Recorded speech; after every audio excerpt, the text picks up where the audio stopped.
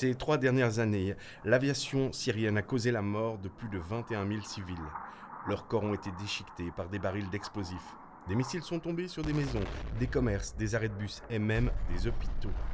Ces crimes de guerre sont très bien documentés, mais pas ce qu'il s'est déroulé dans le monde obscur de la finance offshore. Dans les coulisses se trouvent des sociétés utilisant des paradis fiscaux offshore, accusés de fournir du gasoil à l'aviation syrienne. En 2014, plusieurs gouvernements, dont la Suisse, l'Union européenne et les États-Unis, ont prononcé des sanctions contre ces sociétés. Aujourd'hui, une enquête journalistique internationale révèle qu'une société basée à Panama a aidé ces sociétés à poursuivre leur opération, alors que les attaques en Syrie se poursuivaient. Cette société, Mossack Fonseca, est un acteur majeur d'une industrie secrète. Les riches et les puissants l'utilisent pour cacher leur fortune et déjouer les règles, en montant des sociétés écrans dans des juridictions exotiques.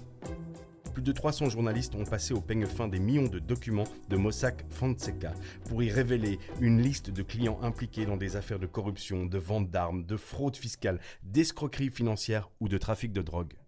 Derrière les factures, les emails et les documents officiels, il y a de vraies victimes. En Russie, des hommes d'affaires ont kidnappé des orphelines, parfois âgées de 13 ans, les ont violées, puis les ont vendues comme esclaves sexuels. Après ce viol, j'avais mal partout. J'ai commencé à avoir très peur des hommes.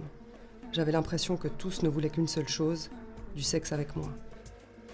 Quand j'ai été amenée dans une famille d'accueil, j'avais le sentiment que le père me violerait si je restais seule avec lui. L'un des chefs de ce réseau était un client de Mossack Fonseca. Lorsque la société a découvert qu'il était un pédophile, elle a décidé qu'elle n'avait aucune obligation légale de déclarer le business offshore de son client.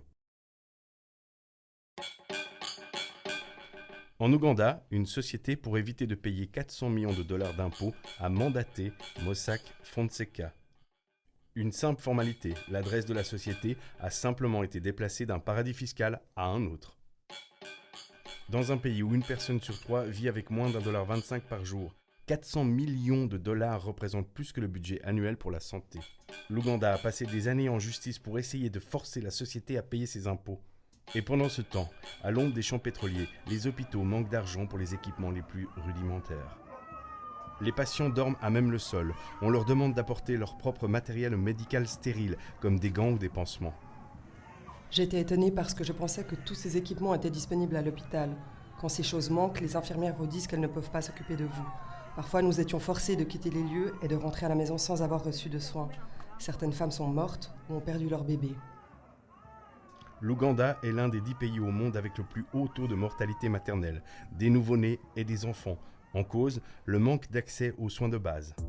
L'industrie offshore s'est récemment retrouvée sous le feu des critiques pour avoir rendu possible des activités aussi douteuses que celle-ci. Malgré tout, des sociétés telles que Mossack Fonseca ont aidé des clients à poursuivre leur activité en toute discrétion. Tant que ce monde opaque ne sera pas rendu responsable de ses actes, les criminels de tout pays poursuivront leurs affaires, des impôts seront soustraits au fisc et des bombes continueront de tomber.